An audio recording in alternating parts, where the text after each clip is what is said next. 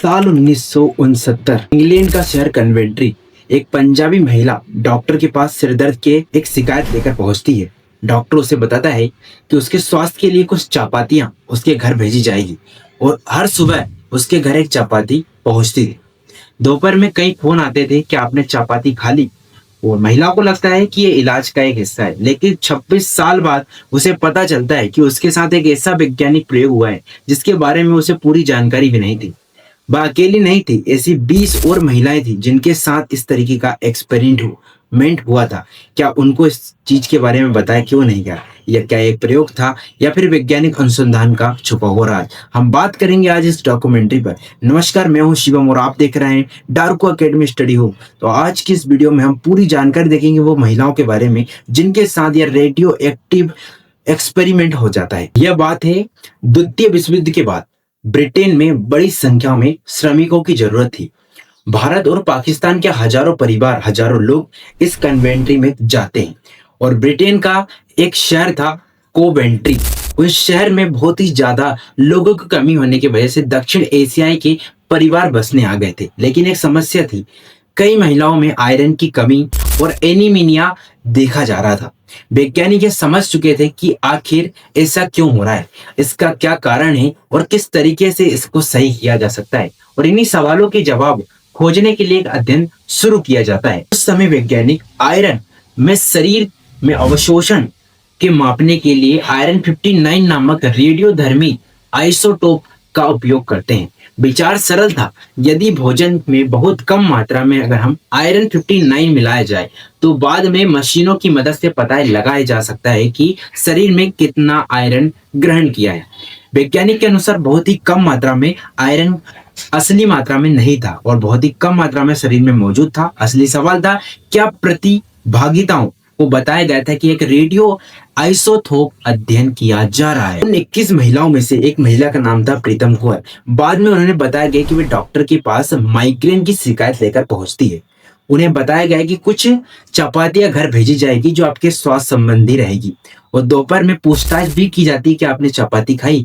एक दिन उन्हें और कुछ अन्य महिलाओं को आइसो इशाफायर स्थित परमाणु अनुसंधान केंद्र ले जाया जाता है, जहां पर रेडियो एक्टिव मशीनों के थ्रू इसकी जांच की जाती है। लेकिन उनके अनुसार उन्हें यह बताया नहीं गया था कि प्रयोग में रेडियोधर्मी आयरन इस्तेमाल हुआ है। अब बात यह आती कि आखिर इन महिलाओं को क्यों चुना गया।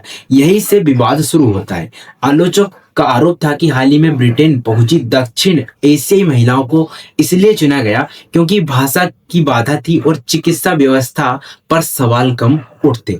दूसरी ओर शोधकर्ताओं का तर्क था कि अध्ययन का लक्ष्य वही समूह था जिसने एनीमिया की समस्या अधिकतर पाई गई थी, अधिकतर देखी गई थी, यानी एक ही घटना को दो अलग व्यवस्थाएं सामने लाकर खड़ी कर दी। अब प्रयोग के बाद ऐसा क्या होता है जिसके बाद मीडिया ब्रिटेन सरकार के ऊपर सवाल उठाने लगती है। पूरा प्रयोग होता है, शोध एक प्रकाशित होता है, वैज्ञानिक आगे बढ़ते हैं, लेकिन जिन महिलाओं ने भाग लिया अपनी समस्या जिंदगी में लौट आई गई। कई वर्षों तक अध्ययन पर सार्वजनिक चर्चा लगभग चलती रही। फिर आया साल 1995, एक टीवी डॉक्यूमेंट्री में एक्सपेरिमेंट में इस मामले में फिर से सुर्खियों में ला दी।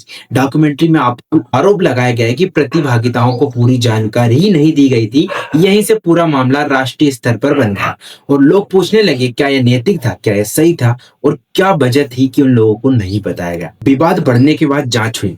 बाद की रिपोर्टों में कहा गया कि विकिरण की मात्रा कमी थी और उस समय के मानकों के अनुसार अध्ययन को सुरक्षित माना गया था। लेकिन आलोचकों ने कहा कि मुख्य मुद्दा सुरक्षा नहीं है बल्कि सहमति है। अगर किसी व्यक्ति को पूरी जानकारी दिए बिना उसके शरीर में आप कुछ भी डाल दे रहे हो तो ये एक तरीके से सही नहीं होगा। और वही सवाल आज भी पूछा जाता है। दशकों बाद यह मामला फिर चर्चा में आया। ब्रिटेन में संसदों और शोधकर्ताओं ने इस मामले पर नए सवाल उठाए। कुछ लोगों ने आधिकारिक माफी और नई जांच की मांग की। कई परिवार आज भी चाहते हैं कि वास्तव में क्या हुआ था इसकी जानकारी बताई जाए। आज भी ये कहानी सिर्फ रेडियोधर्मी एक्टिव नहीं है, चपातियों की बात नहीं है, कहानी विश्वास की थी, चिकित्सा की नैतिकता की थी और उन सवाल आज भी अनुत्तरित है। क्या उन किस महिलाओं को वास्तव में पता था कि प्रयोग का हिस्सा थी? इस इतिहास का महत्वपूर्ण उस सच ने उसे छुपा लिया गया था। अगर आपको उस समय उन महिलाओं की जगह होते, तो आप क्या पूरी जानकारी के बिना ऐसे अध्ययन में काम करते या फिर प्रतिभागित कर लेते क्या? इस वीडियो में आप ज़रूर कमेंट करिएगा। साथ ही साथ हमारे चैनल को आप ज़रूर सब्सक्राइब करें ताकि इसी तरीके से वीडियो पर क्या रहने वाली है। तब तक के लिए जय हिंद और इसी तरीके की रहस्यमयी डॉक्यूमेंट्रीज़ वीडियो के लिए आप हमारे चैनल को ज़रूर सब्सक्राइब करें। साथ-साथ वीडियो को लाइक करके शेयर कर दीजिए ताकि सब लोगों तक इस डॉक्यूमेंट्री की असली सच्चाई पहुँच सके।